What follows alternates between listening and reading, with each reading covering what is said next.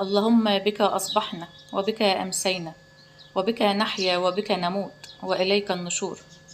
اللهم في هذا الصباح لا ترد لنا دعاء ولا تخيب لنا رجاء ولا تسكن أجسادنا داء وادفع عنا كل هم وغم وبلاء. صباح الخير عليكم، صباح الورد، صباح الهنا. إن شاء الله في كل فيديو كده نبدأه من الصبح هقول لكم دعاء حلو نبدأ بيومنا وقولوا معايا. صباح الورد عليكم. النهاردة برحب بكم معايا في فيديو جديد، أتمنى يعجبكم.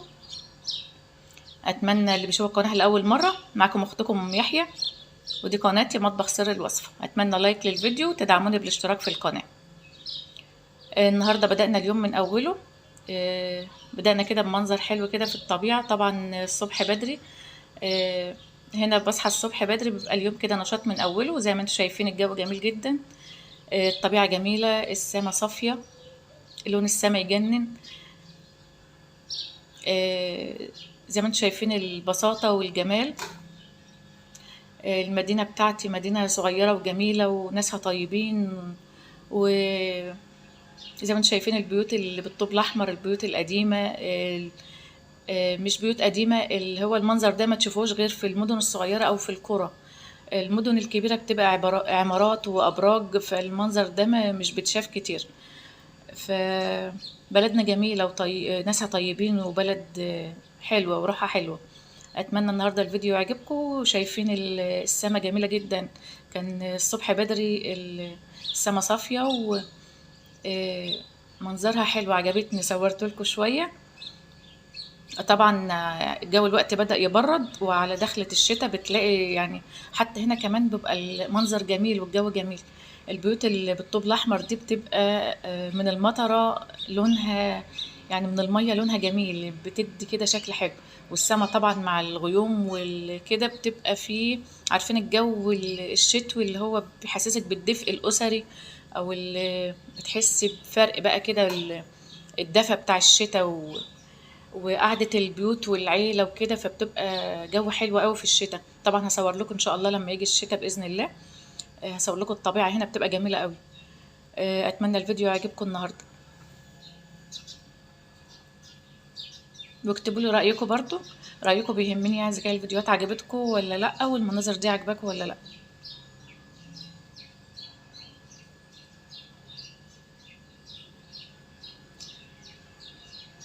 شايفين كأنها لوحة، تحس ان لوحة مرسومة، سبحان الله.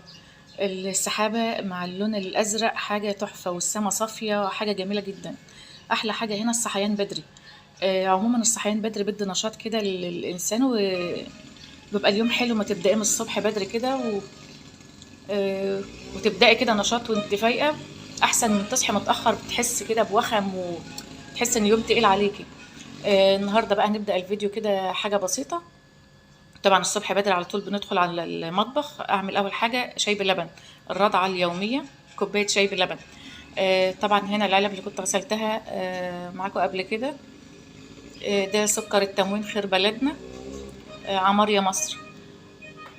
بملى العلب وبعدين ابدا اعمل كوبايه الشاي بتاعتي، وبعد كده ببدا في تجهيز الغدا. دي معايا الفراخ اللي هي الشيش طاووق بالعظم، عملتها معاكم قبل كده، هحط لكم الفيديو او الطريقه في الفيديوهات اللي بتظهر اخر الفيديو دوت. هحط لكم طريقه الشيش طاووق بالعظم، او كان اسمها طريقه جديده للفراخ بس تحفه، اللي ما جربهاش انصحكم تجربوها. طبعا كنت متبلاها من بالليل وهتشوفوها في الفيديو.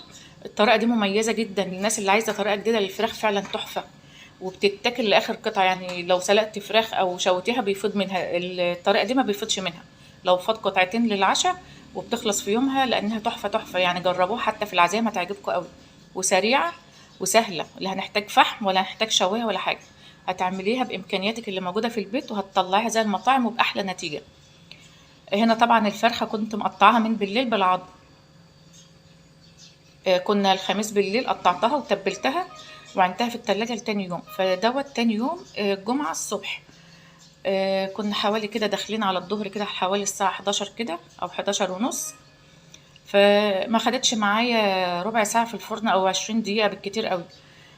هنا جبت الشبكة بتاعت الشوي، دي حلوة جدا هتسهل لي الشغل. اللي ما عندهاش هتشوفها في الفيديو، حطيتها على الشبكة بتاعت البوتاجاز تحت الشواية.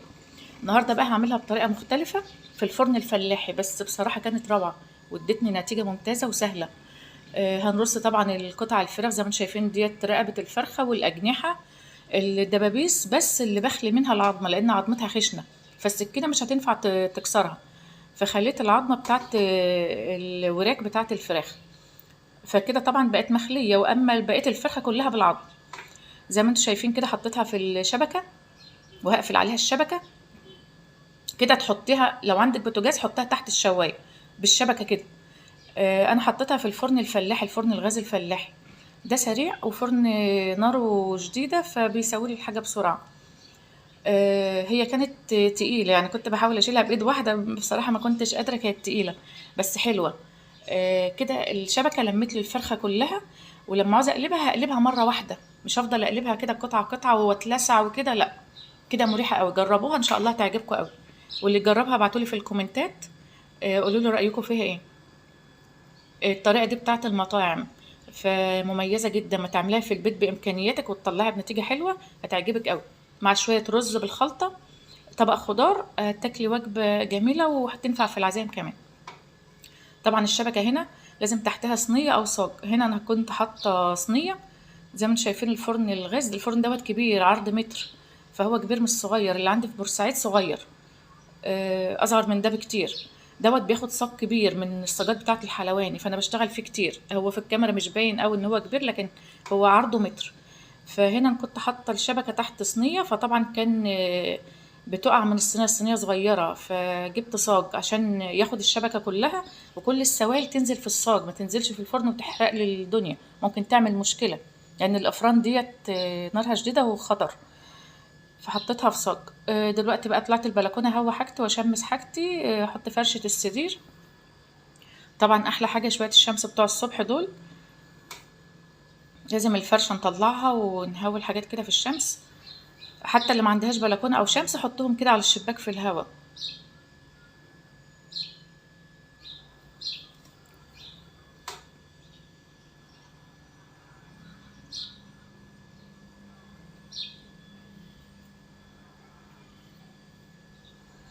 كل حاجة الصبح بتبقى الشغل خفيف كده وبتبقى نشيطة، يعني تبدأ اليوم من أوله أحسن. والناس اللي بتصحى متأخرة يا جماعة أنصحكم يعني تناموا يعني في وقت متوسط، وتصحي بدري تاخدي اليوم كده بالبركة بتاعته من أوله. وطبعا أي ست بيت بتبقى وراها مسؤوليات كتيرة، أولادك بيتك، ربنا يعين الجميع يا رب. بعد كده دخلت بقى، كانت الفراخ استوت زي ما انتم شايفين رابعة. النار طبعا الفرن شديدة فبتاخد تحمير ولون على طول، وطبعا قلبتها بالشبكة مرة واحدة على الجنبين، يعني لازم تقلبيها عشان تستوي معاكي من الجنبين. فمجرد ان هي تتحمر من الجنبين خلاص كده استوت معاكي، ما اخدتش معايا والله ربع ساعة 20 دقيقة بالكتير قوي.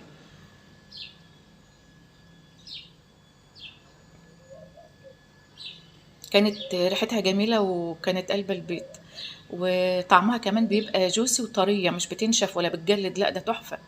يعني كمان الناس اللي بتحب المصمصة هتتمصمص العظم تحفة تحفة، مش هتخلي منها حاجة والله. حتى الجلد بيتاكل، ما بيبانش بقى جلد من لحم الفراخ لأن كلها بتبقى مشوية واخدة الطعم، فجميلة. بعد كده بقى لميت كله في طبق وحطيت عليها شوية خضرة، بتفرق كتير اما تحط شوية خضرة. بعد كده تطفي فيها فحمة، بتفرق كتير قوي، كأنك جايباها من المطعم بالظبط، كأن يعني كفتة الحاتي بالظبط. طفيت فيها فحماية وكده شوينا طبعا. هنغطيها وشوفوا بقى الشكل والروعة والجمال. الله عليكي يا ام يحيى، مبدعة دايما فنانة. شوفوا الطريقة دي جربوها تعجبكم قوي، والفحم طبعا بديها اضافة حلوة قوي. وغطيت عليها وسبتها بقى. طبعا الشبكة لازم تنضفيها فورا، ما تسيبهاش علشان ما تفضل نضيفة معاكي وتعيش معاكي وبتنضف بسرعة. وبعد كده تسيبيها تنشف، ما تعينيهاش مبلولة اللي تصد معاكي، لازم تنشف وتتهوى وبعدين عينيها. بعد كده بقى دخلت على الاوض اكنس بالمكنسه كده الم التراب، لان انا كنت خلاص وضبت البيت وفرشته، فالحمد لله البيت نضيف، فكان لازم الم اي شويه تراب اي حاجه بسيطه كده بالمكنسه خلاص. انا الحمد لله نشيطه وبشتغل بسرعه، يعني مش زي السلحفه بنام في الشغل اللي بقعد فيه كام ساعه ولا طول النهار، لا. نشيطه وبعمل بيتي على طول وبشتغل كذا شغلانه مع بعض يعني. دي من اهم الحاجه اللي بتميزني ان انا سريعه ما شاء الله في الشغل يعني. اتمنى منكم تدعموني بلايك للفيديو ده، شجعوني بلايك، واللي بيشوفوا القناه لاول مره يا جماعه اعملوا اشتراك معايا في القناه وشجعوني ودعموني بيه. بعد كده طلعت الريسبشن، خدت برضو شويه السجاد بالمكنسه. هو السجاد طبعا نضيف لان انا لسه فرشه البيت ومنضفاه معاكم. على دخلة الشتاء كده انا عملت تنظيفة الشتاء بتاعتي وفرشت بيتي، فالسجاد كان نضيف الحمد لله. كده بس بالمكنسة حاجة بسيطة كده لمع او اشيل كده شوية تراب لو في تراب يعني. بس انتوا شايفين الحمد لله البيت نضيف والسجاد كمان نضيف. علشان قبل ما اسافر انا بلم السجاد دوت وبعينه فبزهوته، يعني السجاد ده عندي بقاله كام سنة، بس عشان محافظة عليه فنضيف وبزهوته. تشوفيه تقولي جديد، وعلى الطبيعة احلى كمان من الفيديو، طالع الالوان فيه مش حلوة قوي، فعلى الطبيعة احلى كتير. وكده كان اليوم بتاعي، وكده خلصت كده وصلنا لاخر الفيديو. طبعا في الاخر كافئت نفسي بكوباية كركديه وعليها رمان، ده كركديه مش رمان، بس تحفة، انصحكم تجربوه. وعملته قبل كده، هحط لكم الفيديو برضو في اخر الفيديو دوت. وبشكركم والى اللقاء.